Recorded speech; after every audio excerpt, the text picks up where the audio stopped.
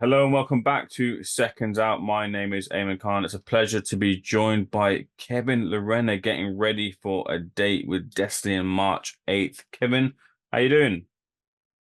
I'm good, thank you. Thanks for having me. No, it's a pleasure to have you on. Good to be speaking to you. Good to be speaking to you towards a big fight. First of all, before we go to the big fight, I see on your social medias Floyd Mayweather has been dropping you little nuggets of advice there. What have you been able to glean from Floyd? It's not often that fighters get the opportunity to get that interaction with Floyd Mayweather.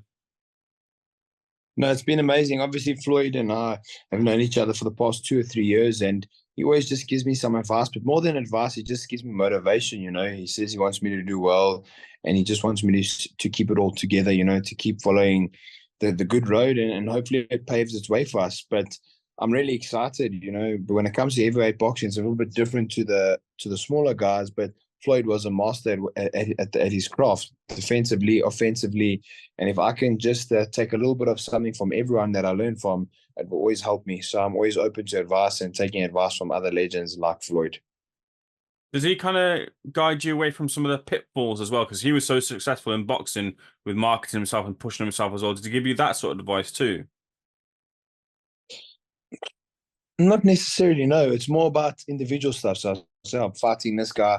Have a look at him. Let me know what you think, and then he'll give me some pointers like that. So it's more fight to fight kind of stuff. So Kevin, you're getting towards March 8th. Big opportunity here for yourself on that Saudi spotlight. Do you feel like you have to perform? Because a lot of fighters want to get on that date and you don't want to lose that opportunity should you not perform. Of course, I know I needed to give a great performance. I need to give my best, a career-defining performance. But I'm just grateful for the opportunity from His Excellency Spencer and obviously Queensberry Promotions who have presented this fight to me, and obviously my promoter here in South Africa and my team, Peter Smith.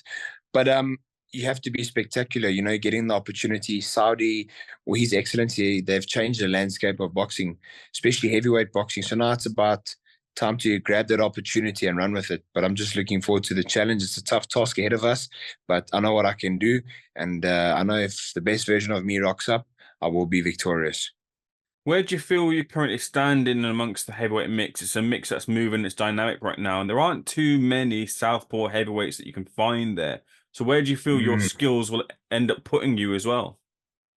You know what? I think the landscape of heavyweight boxing is changing from time to time. I dabbled a bit with the Bridgerweight. I won the interim Bridgerweight world title.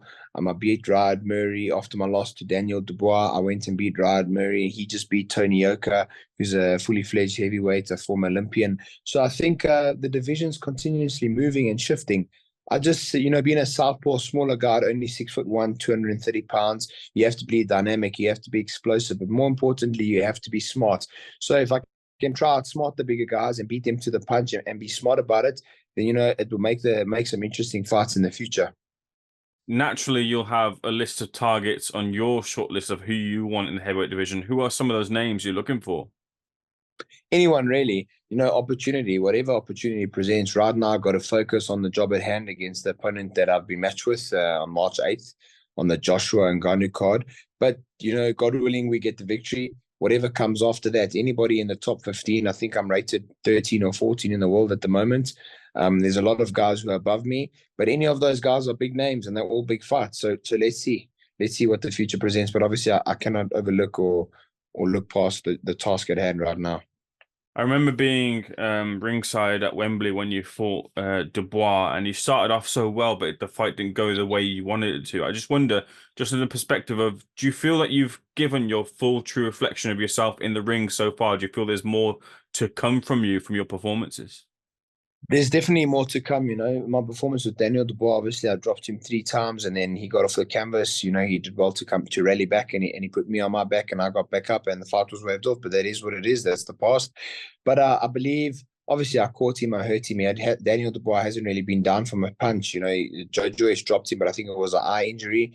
And then obviously he fought Usyk and he came up short there, but he had a career-defining performance against Jarrell Miller. So that performance of mine, obviously it didn't go my way, but it should show that I have the weight in my hands and the potential to beat any heavyweight given the opportunity. This heavyweight boxing, anything can happen.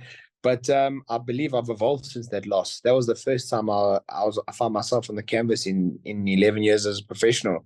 So I learned a lot. I grew through that adversity and I evolved a lot. So I definitely think you're seeing a better version of Kevin Lerena right now. What was that like getting off the canvas, like you said, for the first time? Look, I mean, I got buzzed, got caught with the right hand, sat on my ass, got up. And then obviously, we were fighting for our lives in there. Daniel had me on the ropes through some very good uppercuts.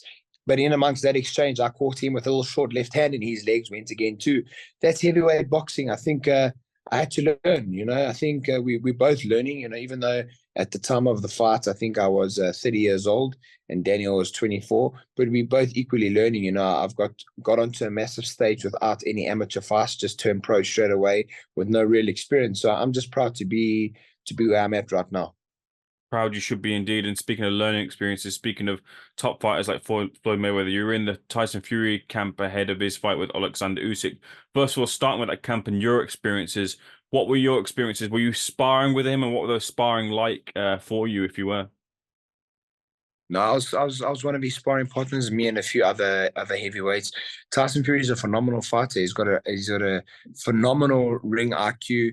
He's got great ring craft. He's a big man. So he's a super skilled fighter. So it was great to get in there with him and move a few rounds with him. It puts things in perspective. You're moving with the current heavyweight champion of the world.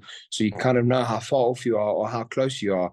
But it was great moving with Tyson. He's a phenomenal human being, a good person. He's got a good team around him too. And it was just good to be in camp. It was my first time being in camp with a heavyweight world champion. So I'm very grateful for that. And I learned a lot too. When it comes to that sparring, when I spoke to other people about sparring Tyson Fury in general, they've all said to me they're surprised just how good he is on the inside. They weren't expecting that.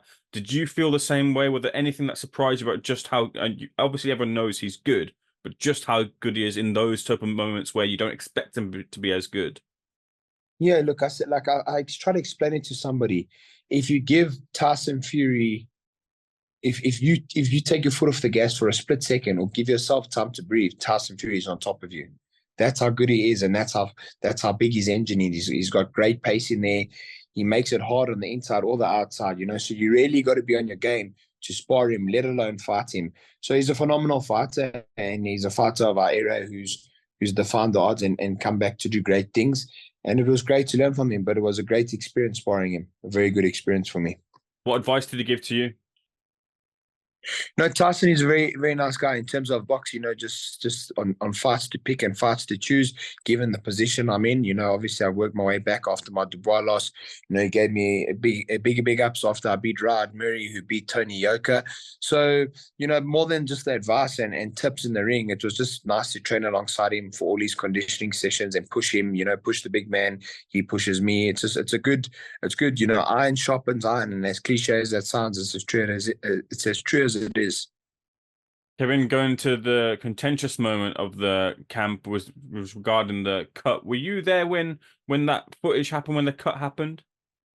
No, I wasn't there. I had to fly back about a week before back to South Africa, so I wasn't there. So obviously, I just saw the footage and I heard he got a bad cut above his eye from my elbow, and then I saw the photos. Obviously, the day it happened, but I wasn't in camp when it happened. No. What did you make of some of the, talk about how it happened, some of the conspiracy theories surrounding the event as well? No, look, I mean, people are entitled to their own opinions, but I can assure you that Tyson definitely didn't cut himself for what some people were saying. They didn't plan the cut. I mean, it was a career-defining fight for him, for the undisputed, for massive money. Why would he go on and do that? But, people have to believe what they want to believe. But obviously the guys in the camp and the guys closest to him know that he's a fighting man. Why would he do such a thing? And it's gutting for both of them. I've been on the receiving end and the giving end. I've been having to pull out of a fight on injuries, and it's horrible. So it's horrible for Tyson, and it's equally as horrible for Alexander Usyk too.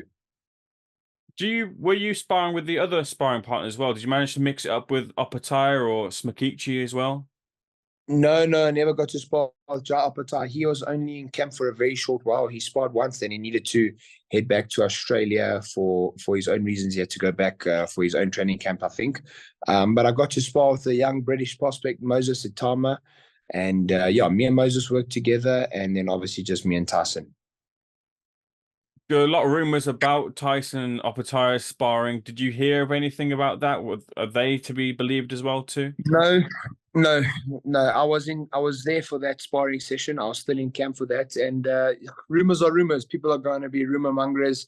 But you know what? I never talk out of the ropes. You know what happens in the gym stays in the gym behind closed doors. But one thing I can tell you is Tyson Fury wasn't dropped by Jai Opetaia, because I saw there was a lot of statements of that being made, and I don't know where that came from, because Tyson was on his game that day. He was looking really good, and he definitely was not dropped by Jai Opetaia in sparring. Jai's a phenomenal cruiserweight. He's a former, I think he's still a world champion, or was a former world champion, fighting Marius Breiders on the same card. But yeah, they were giving each other work, but most definitely Jai didn't drop Tyson Fury. And I'm sure if you had to ask Jai Opetaia the same thing, he would allude to that. Final question on the Fury camp. I read a report and it said that in the lead up to the cut, Fury did a little bit of a crotch thrust to maybe pull something out of Smakichi. I just wonder, when Fury was sparring you, did he try and rile you up in any way? Was he trying to rub your head in any way? Was he trying to play with you a little bit? No, not at all. Not at all. Very professional. We're working, 100% working. I think there's that level of respect. You know, obviously, I'm not the heavyweight world champion, but I'm an interim bridgeweight world champion, former cruiserweight world champion, and I'm there to give Tyson good work, and he's there to receive, and he's paying me to give him good work, and he's there to receive good work. So there was definitely a mutual respect between me and Tyson, and like I said, none of that stuff. You know, we obviously, his team was encouraging him to do well against me in sparring, and vice versa, because we want to bring out the best of each other. But there was no taunting or any of that. Very professional. Last topic I want to touch on, just get your thoughts on the scene. AJ Ngannou coming up very, very soon. With the way that Ngannou performed, didn't get the win, but he did send Fury crashing down to the canvas. Do you give him a chance against Anthony Joshua? He's definitely got a puncher's chance. I do definitely think that it's evident he's got tremendous power in both hands. I think Anthony Joshua is riding the crest of the wave at the moment. I mean, he came off a very good win against Otto Wallin, and prior to that, he had a great stoppage of Robert Helenius. My honest opinion, truthfully, I do believe Anthony Joshua gets the victory in good fashion. But this is heavyweight boxing. Francis Ngannou, you know, he might not be a seasoned heavyweight boxer, but people forget he's the former UFC heavyweight world champion. So he's got experience, he's got big match temperament, and that needs to be respected. But I do think a confident Anthony Joshua will be hard to beat for Francis Ngannou. But that's my opinion, and this is boxing. Anything can happen, and I'll probably I can eat my words again. You know, anything can happen in the heavyweight division. You sparred AJ before? No. Is that a bit strange? Because sometimes the heavyweights, they all kind of get about and they all spar before. I would have thought maybe you'd mix up with him. Anthony, I think he fought Alexander Usyk twice, and then Especially with you being a southpaw. Yeah, for one of the camps, I think there's visa issues in that, so I couldn't be around for long, and there's ways that I couldn't get in for some sort of reason. But yeah, Anthony Joshua is a phenomenal fighter. I think he's also a top guy. You know, two of the big heavyweights in the world are from Britain in the UK, so it's good for your guys' country too. Finally, let's bring this back to just a message from yourself to the heavyweight division now. You get to put them on notice with you entering and looking to climb those ranks there. What do you want to say to those future targets? You know what I'd like to say? You know, this is heavyweight boxing. Everybody just needs an opportunity. And one thing I can tell you, if you give me the opportunity, I'll take it with both hands. I'm a type of guy, I don't like to talk a lot. I respect all the guys out there because boxing is a very dangerous sport. But when I'm on my A game, I think I'm hard to beat for anybody. Kevin, a real pleasure speaking to you. Good talker as well too. Looking forward to seeing you getting those opportunities in the ring. Hopefully see you soon on March 8th. Thank you so much for speaking to SecondsOut, sir. All the best.